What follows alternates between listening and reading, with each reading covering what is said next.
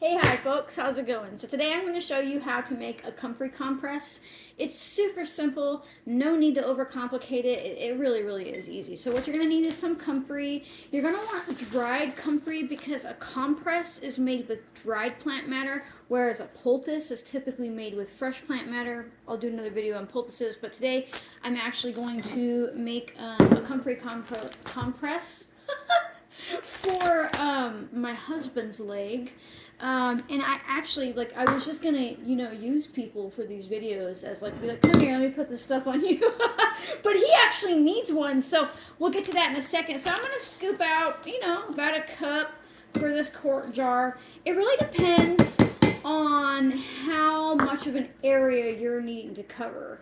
Like if you've got some huge area, like if you want to cover your whole chest with comfrey for some reason, you would want to do more than a cup. But I'm just doing a little section on his leg, so I think a cup will do it. And now you're not having to really weigh it like you would for like a nourishing herbal infusion. But I am going to get some water hot. I pre-boiled this. This thing is pretty awesome, but just so you know, like it's not like so you didn't have to wait forever. So unlike an infusion, there we go, already hot, magic, not boiling. I get it pretty hot, but not boiling. Unlike an infusion, I'm not actually wanting the properties to go into the water. I want them to stay in the herb. So this is only gonna sit for like 10 minutes, right? I'm going to give it a good stir because I want to make sure that basically all of this comfrey is getting wet, and I'm basically using the hot water to ask the comfrey to like open up its cellular structure further. When it's already dried, the good news is that it's already been broken down like on a cellular structure, but when we add hot water, it just kind of speeds that up. So I'm going to let this sit for like 5 or 10 minutes, and then I'll be right back and show you the next super easy, not complicated at all steps.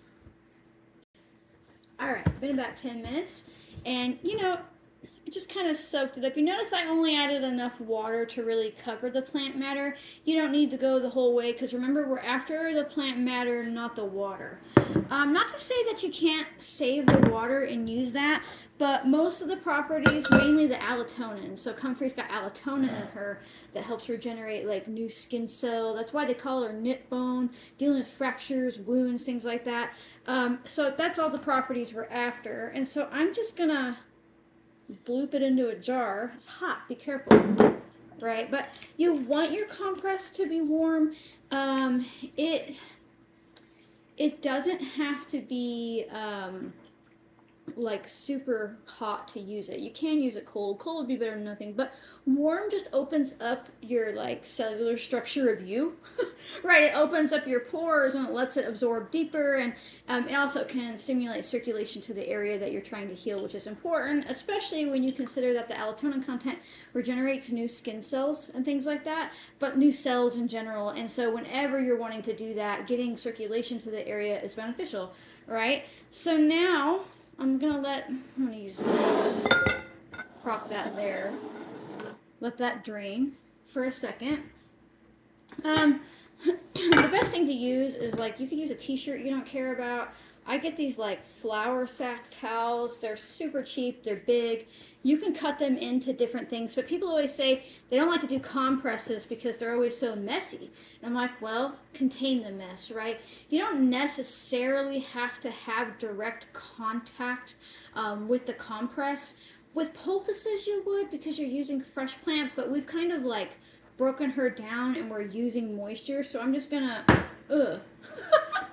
right onto the towel there. This isn't a huge science. Now, you can save this water and then like warm it and dip a towel in it and use that as a compress. You could do that with comfrey infusion if you didn't want to use the plant matter at all. But basically, I've just got a big old pile of like comfrey looking poop on this towel, and I'm gonna kind of wrap it up. Well, I'm gonna take this. That's where that goes. I'm gonna take this and I'm gonna kind of spread it out a little bit, just a little bit. So it's hot, so I don't wanna use my hands. I'm just gonna go in there and scald my husband. And I've got it on a plate because there is gonna be liquid coming off of this, and I'm just kind of rolling it up right? Ta-da! Just like that. All right. Oh. Now, let's go, experiment on my husband. Experiment. I can't say words today. It's all right. I like being a human. Be right back. All right. Here I am with my husband's leg. Say hello, husband. Hello. Okay. So he actually is injured on this leg. He didn't listen to what I said, and I took a cane to him. No. What happened? You got hit by a trailer, right? The trash trailer. We have a trailer. We were helping my parents haul away some trash, and he tried to stop it with his body, and he ended up. I don't know if you can see it in the video here, but he ended up actually hitting right there really bad. But it's bruised all the way down. But I think he might have hairline fractured it the way he's saying that it's been hurting, and so I'm yanking it around for a video because that's the most effective way to heal something. But really what I'm going to do is show you how I've been doing these Comfrey compresses, and they've been helping, right? It has really moved some of the pain back. The bruising is really diminished. So I'm basically just going to take this hot burrito towel of Comfrey, and it's going to be warm, but not horrible. Is that horrendous, right? And I'm just going to put it on here. Now, if you had something that was this way, you could widen it up and you could twist it around, right? And now, depending on what the wound is, you really just want to let it sit there for about 30 minutes or so. Sometimes in the beginning, I was elevating his leg, right? But you can use it anywhere on your body like this. It really is that simple. You do not have to use the plant matter directly on the skin, right? You can if you want to. It is a little messy, and I'll show you how you can do that if you want. I don't have any on me because I never actually really make a good plan for these videos, but sometimes if you want to use the fresh plant matter, you can take it like this. I mean, it's pretty self-explanatory, and he's just going to let me put plants on his wound. And we're going to put it just like that. And then what I would actually do is resist the urge to use ace bandage, but use something like saran wrap. Right now, I like saran wrap because it's going to hold the moisture in versus I want the moisture to be poulticing his leg, not necessarily the fabric. If you're going to do it with the fabric, it needs to be wet right away, right? But if you were to put that on there and then to put something dry over top of it, it would pull the moisture away from his leg and into that fabric, and then it kind of defeats the purpose. And he could lay there for 30 minutes. Now, I do want to say, I would not have put Comfrey on a wound that was not scabbed over already. And that's because the allotonin content in Comfrey gets her names like knit bone and really amazing things like that. She can heal skin cells and generate new tissue so quickly that it will heal, let me show you. It will heal this wound right here.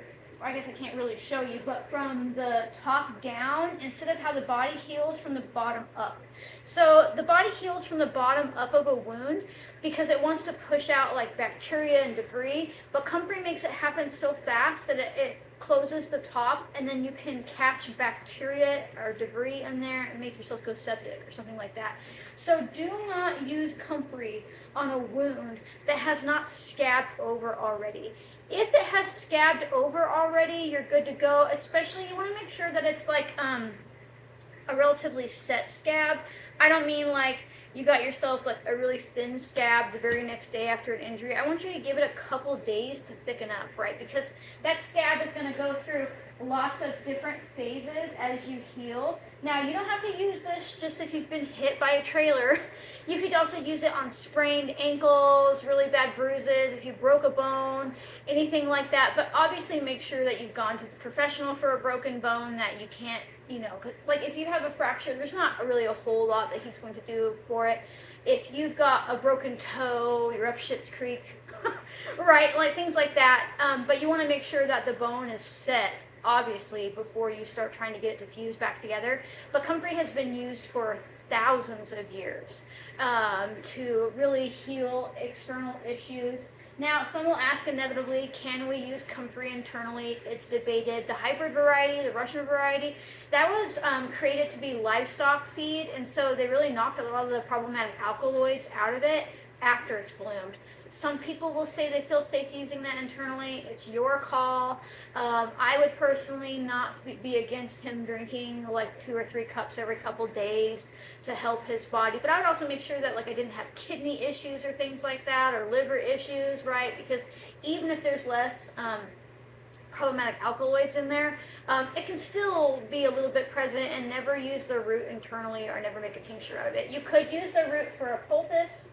Well, I should say a compress, because, you know, unless you had the fresh root, because again, poultices are made with fresh plant matter, not dried plant matter. That's really the only difference. So this is just going to sit here for like 30 minutes, which gives him, you know, a nice excuse to not have to be doing anything and just kind of hang out. And really, I let it sit until it doesn't really feel warm anymore. That's about 30 minutes. If you really, really wanted to start doing some healing, especially if there wasn't a wound involved, I wouldn't let it sit for more than 30 minutes if there's a scab, because I don't want to over moisten that scab and have it fall off, right? That kind of defeats the purpose of trying to heal it, and then you might end up trapping bacteria like we talked about earlier.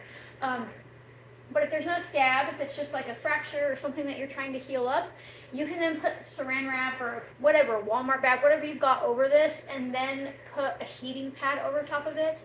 That way you aren't getting, you know, Comfrey's kind of sticky onto your heating pad, but you can get it wet if you want to, but it's probably not safe because most of them are electric. Now, if you have a wound or an injury where you know that you need to cycle through hot and cold, right? You could also do a cold compress. Again, it wouldn't be as impactful, but if you wanted to have that compress on there and the healing capacities of Comfrey like the most present as possible, cycle through warm and cold, warm and cold, warm and cold, right? You could stick this in the freezer for 20 minutes. You know, you don't want to get to the point where it freezes, because you do want it to actually like be able to mold around the leg, right?